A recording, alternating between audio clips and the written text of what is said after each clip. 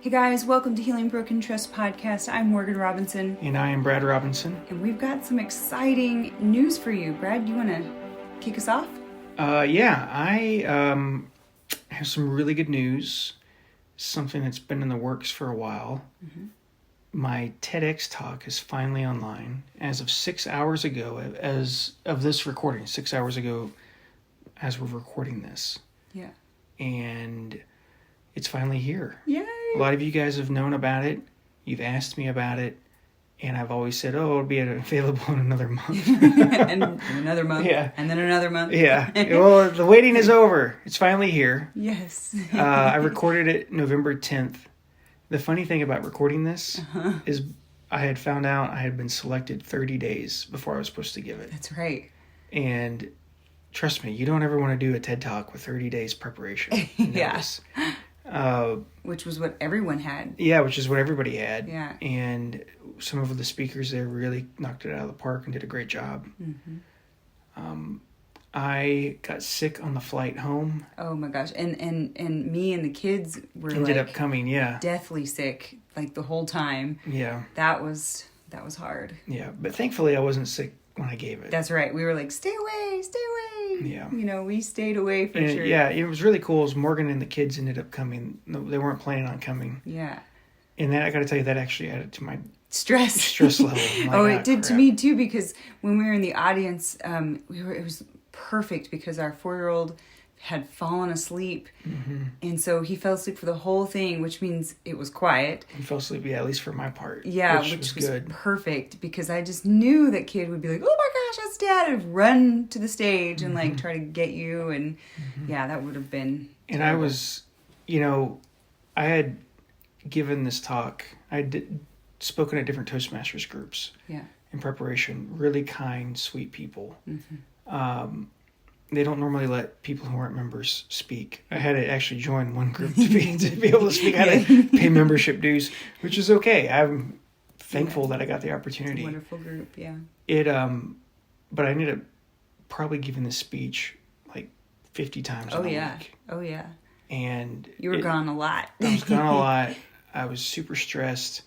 And then on the flight home, there was a guy who looked sick, didn't do anything to spread his coughing and he didn't stop it to anybody else. And he was right across the aisle from me, and I'm like, I'm gonna get sick, and this is the guy that's gonna do it.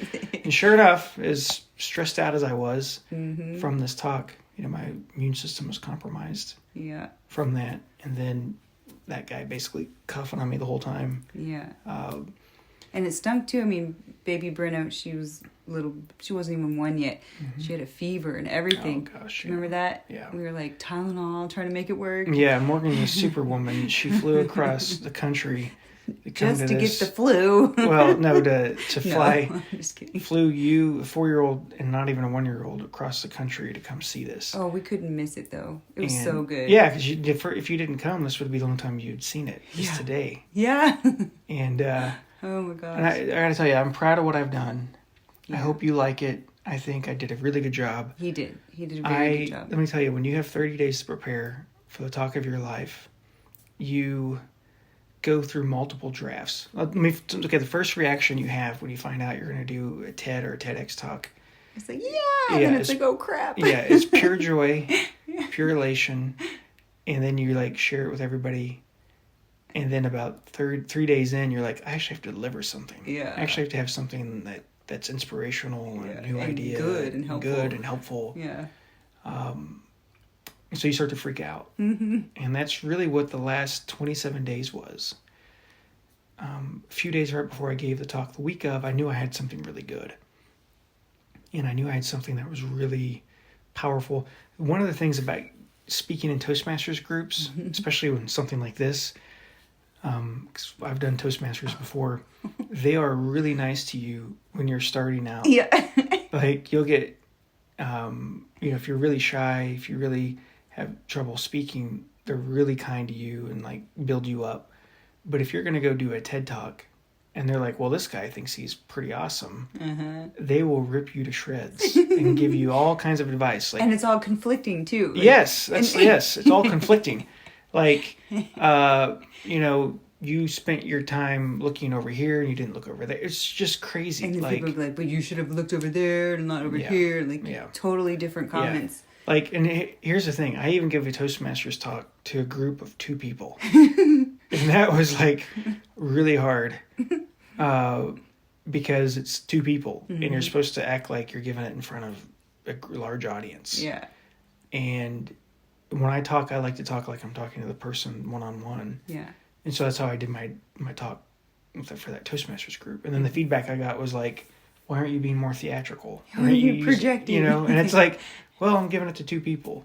And like, I think I remember that one too, because one person said, why aren't you being more theatrical? Why aren't you speaking like you're speaking to a large crowd? And then the other person, the only other person in the room, was like, but you should be talking like you're talking to a person. No, like he liked the talk. Oh, he did? He was brand new.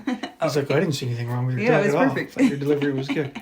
And so you get conflicting advice.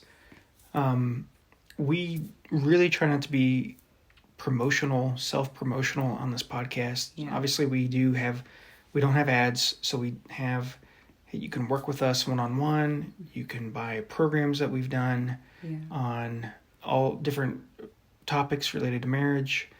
You can find those on healingbrokentrust.com. You can find out about working with me there.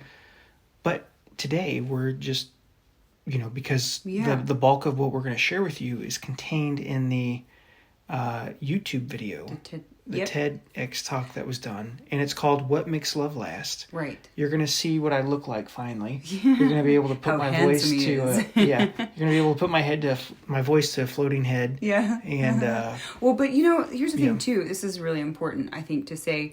Is we wouldn't be directing you to the video if we didn't think it was going to help you. Absolutely. We only want to give you advice and information and tools that are going to really help. And let me say this video that you guys are going to watch, I mentioned that I am an affair recovery expert and an expert at helping people heal broken trust, but I do not talk about infidelity in the talk at all. That's the only time anything like that's mentioned. And so if you want to share it with friends, if you want to post it on your social media accounts, you can. Yeah, we would appreciate it. It would help it would other help people us. to see it. You would be helping other people in their marriage. Maybe eventually find the podcast as well. Right. And it's not going to be something that it's going to make you. it's not going to out you that you're struggling with this. Right, not at all. It's there's nothing on there that would tie you back to where anybody would think, oh my God, there's infidelity. Yeah, nobody would even assume that. Yeah. And so it would really help us if you're able to click on the link in the show notes right below. The title is What Makes Love Last.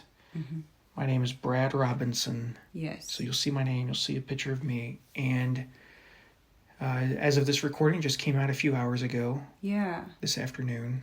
And if you could share it, comment, like it. Yeah. Watch the whole thing. Yeah, watch the whole thing. If you do not like it, email us. Yes, because if you have a negative comment, email us. Yeah, because we do want to hear from you either way. But if you could just tell us your negative things and not put them on the comments, that'd be great. Yeah, we would appreciate that because it how this works is if you like, comment, share, and watch it. It helps in the algorithm. And it helps our video. Boost our video. So it can be found, and then it can help other people. Yeah. And like you said, it's not going to be anything. It's not heavy material or content. No, it's not. But it is about what makes a relationship stand the test of time. What makes love last. I talk about my parents' divorce. I talk about how that impacted me.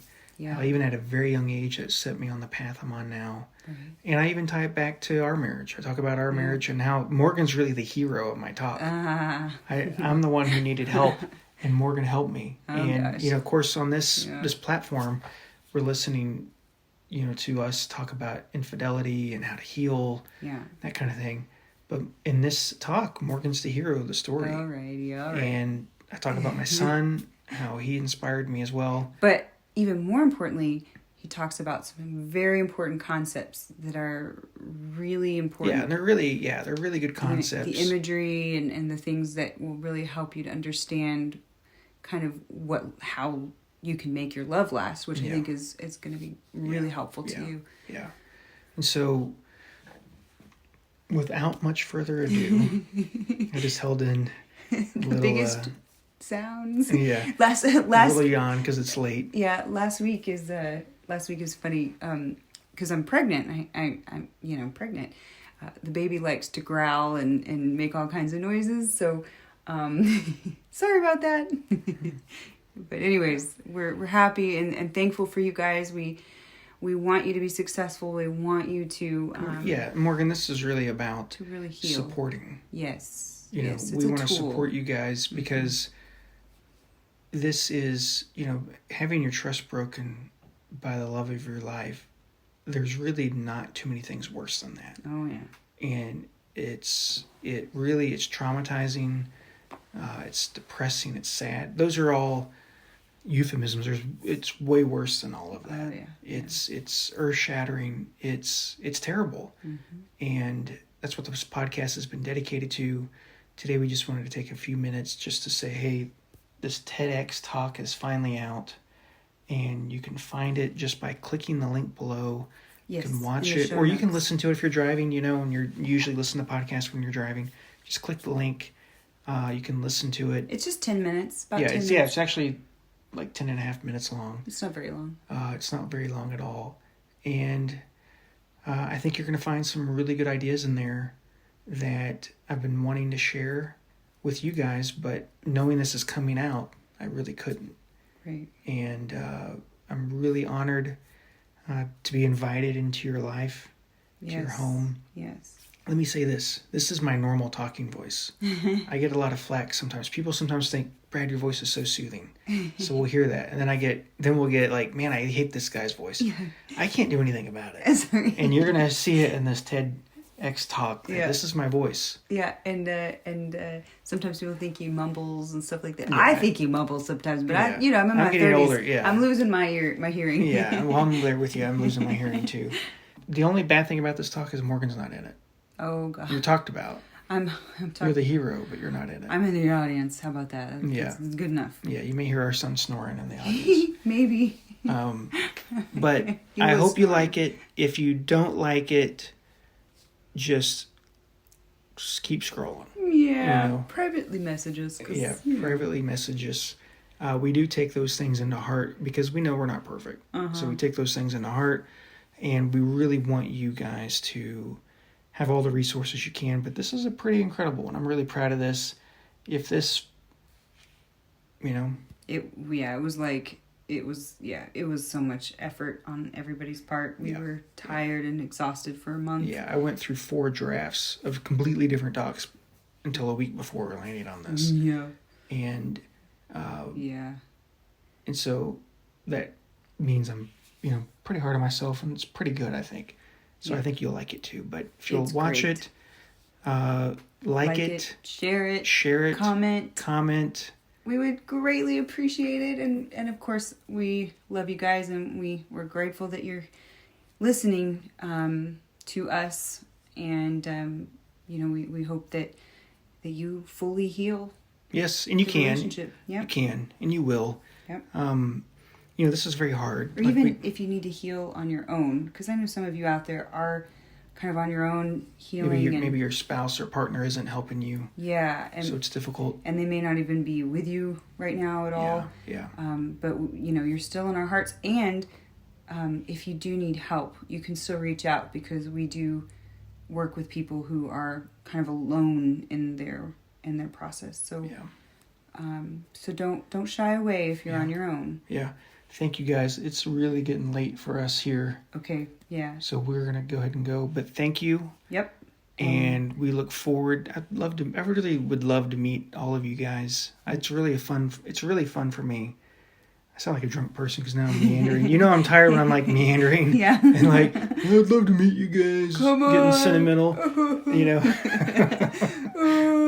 I'd really love to meet you all. No, I really would, because I get so much pleasure out of hearing your stories and hearing how the material that we've helped produce has helped you.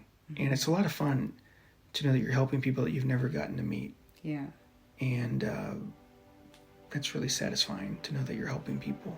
So thank you. Yes, thank you. And that's a wrap. Yep, and that's a wrap. Thanks, guys. Bye-bye. Bye.